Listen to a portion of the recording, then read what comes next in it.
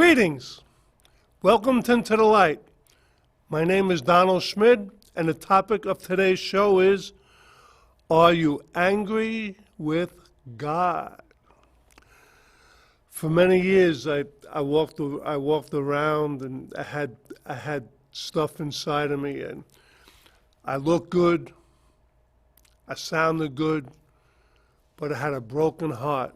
Just so much had gone through. I was masking my feelings. I told everybody everything was okay, and I stuffed, and I was like a giant oven stuffer roaster. And then one day it just came out, and I had a nervous breakdown. Stuff happened in my life. I was angry at God and didn't even know that I was angry at God. And I'm grateful that it was suggested to me that I might be angry with God by a confidant. And it's actually pretty cool because I'm pretty sure I'm not the first person who was angry at God. And I'm pretty sure that I'm not going to be the last person who's angry at God. And I don't think it's an accident that you're watching the show today because you might be angry with God. So life happens, man. There's things we can't control. You can't control the family that you were born into. You know, things happen, we get in a relationship and somebody leaves us for another, and loved ones die and family die, and we have grief and we don't know how to deal with the grief, and we turn to outside sources because we're looking for comfort and relief. And you know, it turns out that the Holy Spirit is our comforter, our counselor, and I just I'm grateful, and I'm amazed at how God has molded me and shaped me in His image and likeness to be loving, caring, kind, and compassionate.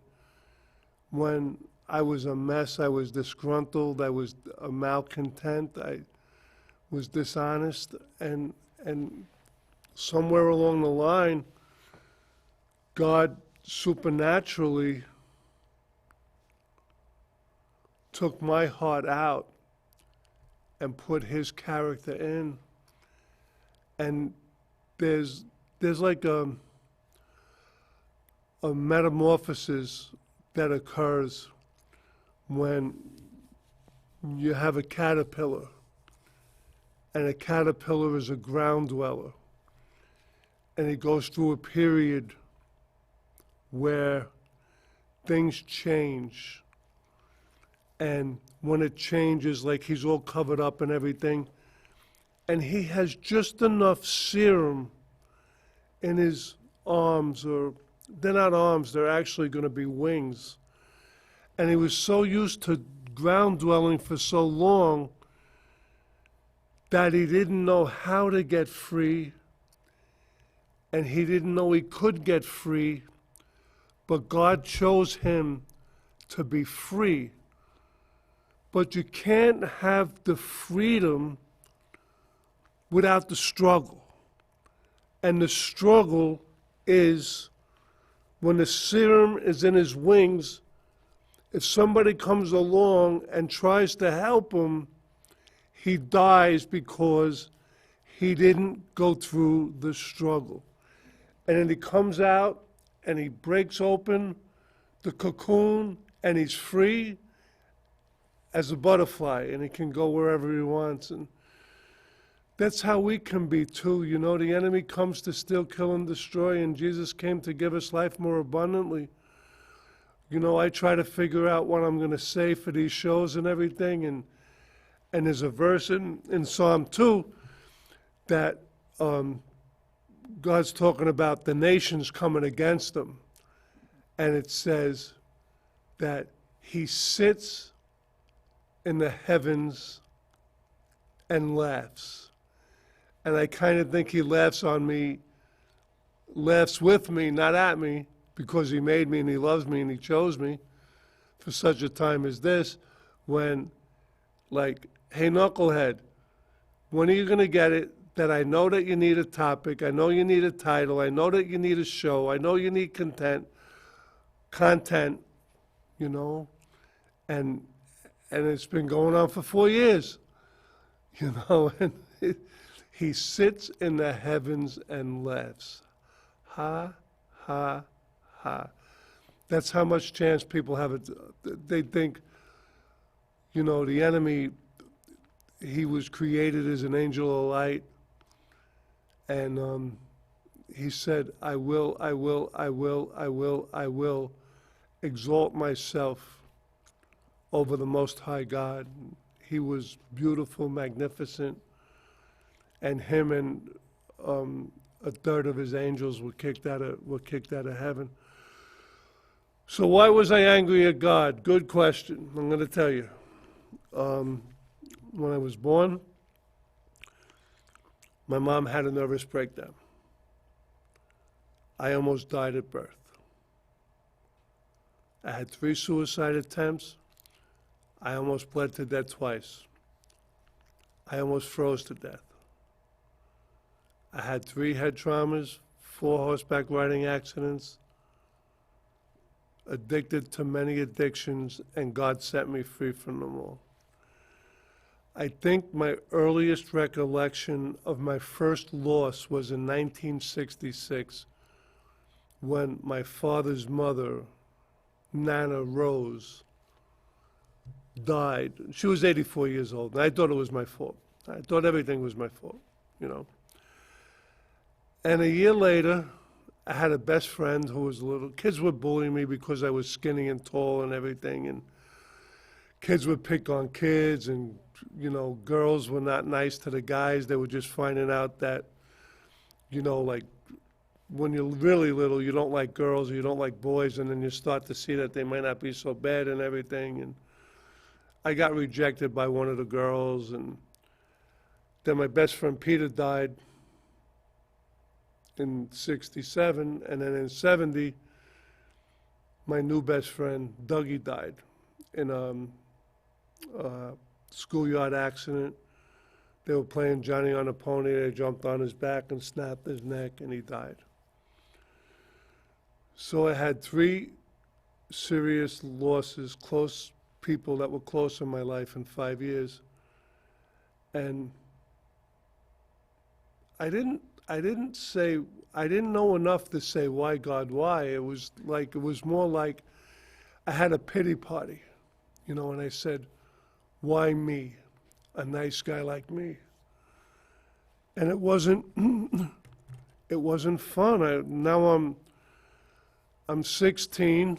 I'm helping out at the church with Bingo on Wednesday nights, and they gave you like $250 to set up the chairs and $250 to take down the chairs, a ham and cheese sandwich, and a soda because we were underage. But the older guys knew where the beer was, so they brought it. So I was looking to escape. I wanted a way out. You know, Peter was, I felt safe when I was with Peter. You know, I felt protected. And there was a song that was popular, I think it was called the 59th Street Bridge song. Hello, lamppost, what you knowin'? I come to watch your flowers growing. Ain't you got no time for me? Do-do-do-do-do-do, feeling groovy.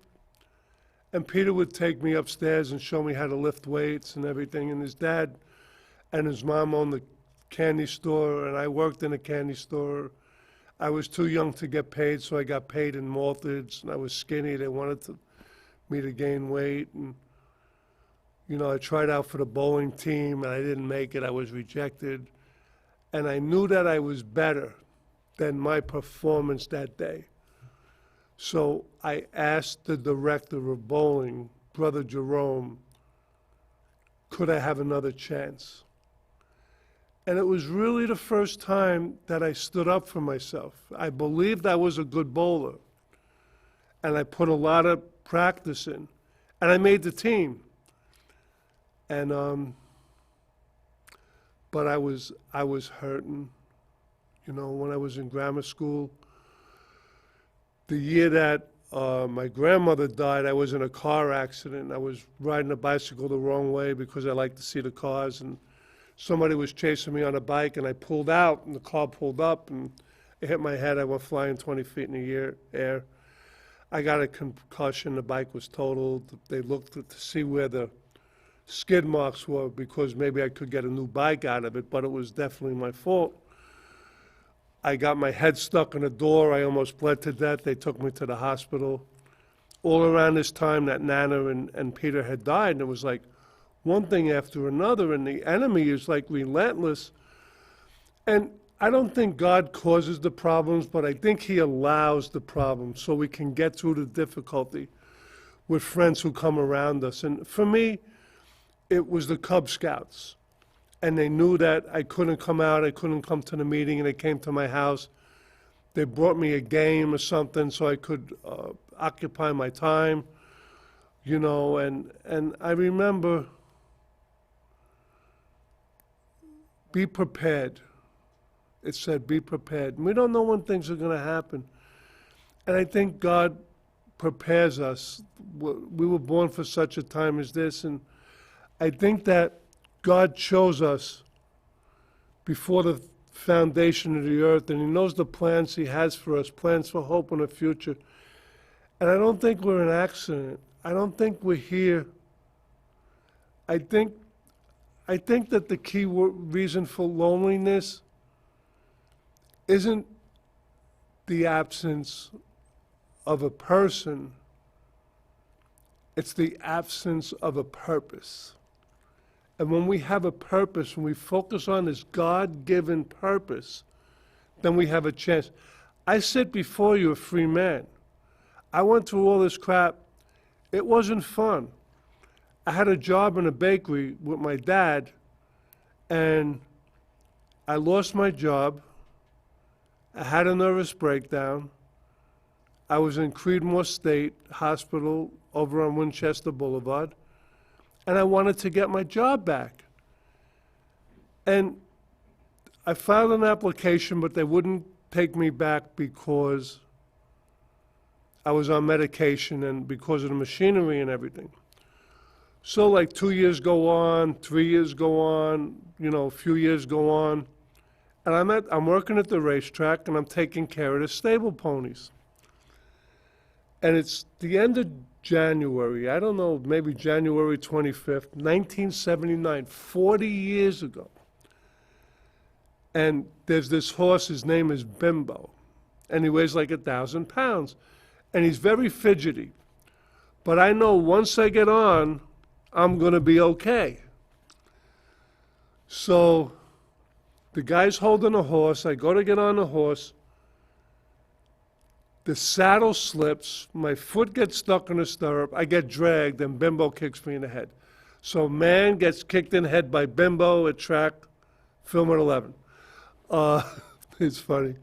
It's funny now, but it wasn't funny because I went to the first aid room where the jockeys go and everything because they see if they're going to take them to the hospital. I was diagnosed with a concussion. And I went home. I told my parents I had a concussion, and they told me to stay awake and, you know, everything. That I get a phone call, and it's the bakery. It's 10 to 8, and they want me to come to work, and I got a concussion. But I didn't want to say no because I went through all these years of not working, that I was insistent that I had to go to work. And I went to work, and it was pretty funny. They gave me an orange bump cap. But it was too late because I already had the bump, you know, like I was like a few hours late. Things happen. You know, I shut down, I started drinking. I thought everything was my fault. I wouldn't get in relationships. because every time I got close to somebody, they died. And my confidant suggested that we look at that, and now I think that the fear of rejection is lessened and that there's somebody out there who I could get to spend the rest of my life. Because I believe I'm going to live a long time because I'm blessed with long life and good health. And the devil's a liar. He tried to take me out so many times that I'm not falling for it. It says in the Bible that your years shall be 120. And I'm just grateful. I'm feeling good. I get to help people. I'm not selfish and self-centered anymore, and it's time to. I know I'm forgiven, but it's time to look at it with transparency and vulnerability, and go to God, because He knows that I was angry, but He's not angry at us. I met two men at Father's Heart Ministry in the East Village a few months ago. And Pastor Chuck, when he speaks, he says, God is not angry with you. You can come home. So there's a verse in the Bible that says, if you believe in your heart and confess with your mouth that Jesus died for you, you shall be saved. And it goes like, Jesus, forgive me, a sinner. I believe you died for me, and by your stripes I'm healed, and by your blood I'm covered in your blood, and by your death, burial, and resurrection I've been set free. And I believe that today, and I said that, and you can find that in the Bible in Romans 10, 9, and 10. And God chose us for such a time as this, and there's an enemy out there, and he doesn't want us doing what we're doing, because it's like we changed employers. We went working for fear and evil, and now with Jesus in my heart, I have righteousness, peace, and joy, and it's exciting. I get to help people. I get to talk to you people and let you know that you're not alone, that you're loved, and you can be forgiven for anything. For God so loved the world that He sent His one and only Son. He died so you could live, and it's an exciting time, and the dark is getting darker, so the lightness shines brighter in the darkness. And I had another reason for being angry at God. In 1994, my dad was diagnosed with cancer. A week later, my mom was diagnosed with cancer. My last girlfriend got married to somebody else, and I needed total knee replacement. And no, I needed surgery. It wasn't that bad at the time. And it was like, how dare she get married to somebody else? My dad went in the hospital. The next day she got married. And I was a mess, and it was not fun. And Dad died on December 6th, and, he went to the hospital on November 11th, and I still had that blame and that shame that, I had done something wrong and that I was bad. I wasn't bad. It was just that as a result of my actions, I got caught up in things that I had no business getting caught up in, because I wanted to be loved and I wanted to be accepted, and I looked for love in all the wrong places. And when a woman, my girlfriend, told me they loved me, I says, yeah, I love you too, but I didn't really mean it, I knew something good was going to happen. But God loved us knowing that his son was going to die for us, and he turned the other way because he just took all our sins. All means all. Jesus is the same yesterday, today, and forever. And he cast our sins into the sea of forgetfulness. And I'm beyond blessed. And I'm excited. And I was lost in selfishness and self-centeredness, multiple addictions. I was steeped in depression and hopelessness and riddled with low self-esteem. I had no passion. I had no purpose. And God gave me a passion, and he gave me a purpose. And that was to love God with all my heart, with all my soul, with all my mind, and to love my neighbor as I love myself. And if I don't love myself and I'm self-loathing, how can I love somebody else, And he gave me a peace that passed all understanding, and, he died so we could live. And it's just good to be alive. We have my church, International Christian Center, at 1501 Richmond Avenue. Most Thursdays we have a barbecue from 6 to 8, and all are welcome. We have fun, we have food, we have fellowship. And it's a way, we have a common unity. We're in a community.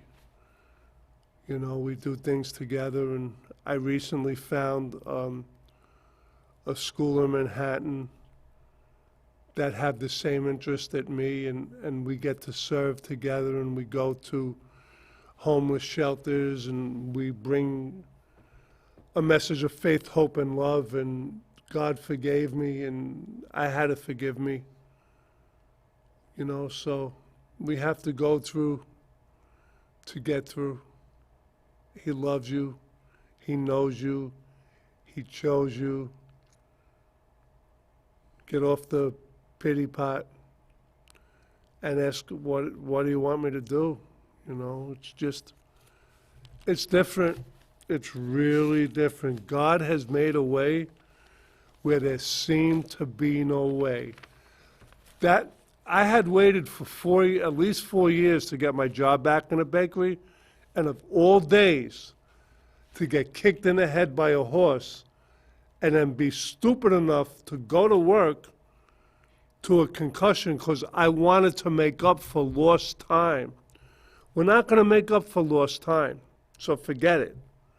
There's no future in our past, and we need to get past our past and forgive ourselves and come to the Father because he forgives us. There's a story about the prodigal son in Luke 15. You can read it when we close. We don't have enough time to go through it, but the son wanted his inheritance, and he went out, and he blew it in a short period of time. And I remember fantasizing about going all over the world and everything. I sit on a bar stool, I'm going here, I'm going there, I'm going here, I'm going there. Give me another one. And I never got past Belmont Racetrack on my vacations, and I would lose all the money in my bank account. It was not unusual to lose a few $1,000s. But if you're angry, get over it, because the enemy's having a field day. And God knows where you're at. And he says, I love you with an everlasting love. 1 John 4:18 says, there is no fear in love, but perfect love drives out fear, because fear has to do with punishment. The one who fears is not made perfect in love, and we're made perfect in love. Galatians 2:20 says, I have been crucified with Christ, and I no longer live, but Christ lives in me. The life I now live in the body, I live by faith in the Son of God, who loved me and gave himself to me. I get to be part of a community. I get to help people. I got to go to school in England, to ministry training school in England. A few years ago, I got to go to Israel. I'm going to California in August to help a ministry, help the homeless on the streets and everything. We're going to go to Skid Row, and we're going to go to Compton, and we're going to make a difference. We have food trucks and everything and clothes for them, and let them know that they're loved, because it's real easy. It's real easy to be angry at God and not even know it, because the enemy, he's a liar. You know, he got kicked out of heaven, and he wants us to go to hell with him, you know, but just go like, na na na na na na. You know, he's a liar and a loser. He's the father of lies, and there is no truth in him. You know, so I'm blessed. I'm grateful. It says, 1 John 4:7, "Dear friends, let us love one another, for love comes from God. Everyone who loves has been born of God and knows God." That's exciting, you know. It's about reconciliation. Sometimes we go through the dumbest things. We have the need to have the last word, and we want to be right. And we argue and we argue and we argue over who's right. Nobody's right. You know, we're looking for the truth. Jesus is the truth. He's the way and the life, you know. And it can be different. You can make a choice today. You are not watching this show by accident. We're on the air 16 times a week. We're on at 9 o'clock on Sunday nights, every Sunday night, on Channel 36 and Channel 1996. Verizon is 36 and Spectrum is 1996. But if he can use me, he can use you, because you're no respecter of persons. Let God take your lemons and make lemonade. We thank you for watching. We hope you'll be with us next time. And remember, you're loved, you're blessed, and God knows you, and you're worth it.